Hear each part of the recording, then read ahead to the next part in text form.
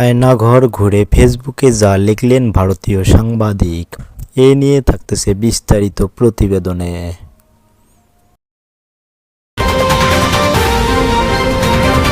এবারে বিস্তারিত। আয়নাঘর ঘুরে ফেসবুকে যা লিখলেন ভারতীয় সাংবাদিক। অন্তর্বর্তী সরকারের প্রধান উপদেষ্টা অধ্যাপক ডক্টর মোহাম্মদ ইউনূস দেশি বিদেশি গণমাধ্যম কর্মী ও ভুক্তভোগীদের নিয়ে বুধবার 12 ফেব্রুয়ারি সকালে আয়নাঘর পরিদর্শনে যান। এদিন ঢাকার কচুক্ষেতে ডিজিএফআই এবং উত্তরা ও আগারগাঁওয়ে র্যাবের আয়নাঘর পরিদর্শন করেন তারা। আয়নাঘর পরিদর্শনে প্রধান উপদেষ্টার সঙ্গী হন ভারতীয় সাংবাদিকরাও। সেখানে ছিলেন ইনস্ক্রিপ্ট ট্রিডমির এর সম্পাদক অর্ক দেব। এর আগে তিনি আনন্দবাজার ও নিউজ 18 সংবাদ মাধ্যমে কাজ করছেন।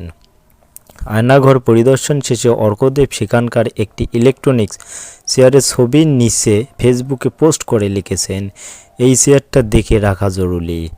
ফেসিবাদের জননী শেখ হাসিনার আয়নাঘরের একটি কক্ষে রাখা এই চেয়ার আগারগাঁও অঞ্চলে হাই ভ্যালু বন্দীদের ইলেকট্রিক শক দিয়ে ব্যবহার করা হতো এই চেয়ার। ডিজিএফআই এর counter terrorism intelligence bureau CTIB এই আয়নাঘরের দায়িত্বে ছিল। সারাক্ষণ একজস্ট ফ্যান চলত এবং ঘরগুলোতে ফ্যান বন্ধ হলেই কান্না আর গঙ্গানির শব্দ শুনতে পাওয়া যেত। এইভাবে আর কিছুক্ষণ। আজ থেকে গোটা বিশ্ব আয়নাঘরের সব ছবি দেখবে। অন্য এক পোস্টে অর্ক বলেন, এখানে বন্দী ছিলেন মাইকেল চাকমা। তিনি মাইকেল চাকমার বক্তব্য তুলে ধরে বলেন, প্রথম যে 2-1টা রুম দেখা যাচ্ছে, ঠিক এই রুমগুলোর মধ্যে 113 নম্বর সেটি ছিল একেবারে বাথরুমের পাশে এবং সেলের ভিতর ঢোকার সময় বা সাইডের কোনায় একটি সিসি ক্যামেরা 24 ঘন্টা চালু থাকে। এই সেলে আমি প্রায় 2 বছর বন্দী ছিলাম।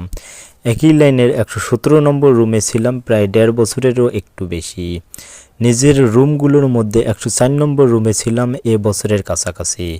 104 এর পরে 105 নম্বর সেল, এর পরে টয়লেট, বাথরুম ও চুল কাটার সেল। চুল কাটার সেল নম্বর 106। এছাড়াও আরও অনেক রুম রাখা আছে। এদিকে আয়নাঘর পরিদর্শন শেষে আওয়ামী লীগ শাসনামলকে আইয়ামে জাহিলিয়াতের সঙ্গে তুলনা করেছে অন্তর্বর্তী সরকারের প্রধান উপদেষ্টা অধ্যাপক ডক্টর মোহাম্মদ ইউনূস। গুম কমিশনকে আয়নাঘর আবিষ্কারের জন্য ধন্যবাদ জানিয়ে ডক্টর ইউনূস বলেন, আইয়ামে জাহিলিয়াত বলে একটা কথা আছে। গত সরকার এই আইয়ামে জাহিলিয়াত প্রতিষ্ঠিত করে গেছে সর্বত্রই। তিনি বলেন, এরকম টর্চার সেল সারা বাংলাদেশ জুড়ে আছে, সেগুলো শুনলাম আজকে। আমার ধারণা ছিল এখানে আয়নাঘর বলতে যে কয়েকটা আছে তাই, কিন্তু এখন শুনলাম আয়নাঘরের ভাষণ সারা বিশ্ব জুড়ে। কেউ বলছে 700, কেউ বলছে 800, সংখ্যাও নিরূপণ করা যায়নি। কতটা জানা আছে, কতটা অজানা। অধ্যাপক ইউনূস জানান, গুম কমিশনারের প্রতিবেদনে এই আয়নাঘরের ডকুমেন্টেশন বাধ্যতামূলক করা হবে। একই সঙ্গে যারা এ ধরনের কাজের সঙ্গে সম্পৃক্ত ছিল তাদের বিচার করা হবে। এসব তথ্য প্রমাণ সিগন্যাল করে রাখা হয়েছে এবং বিচারের জন্য তা ব্যবহার করা হবে।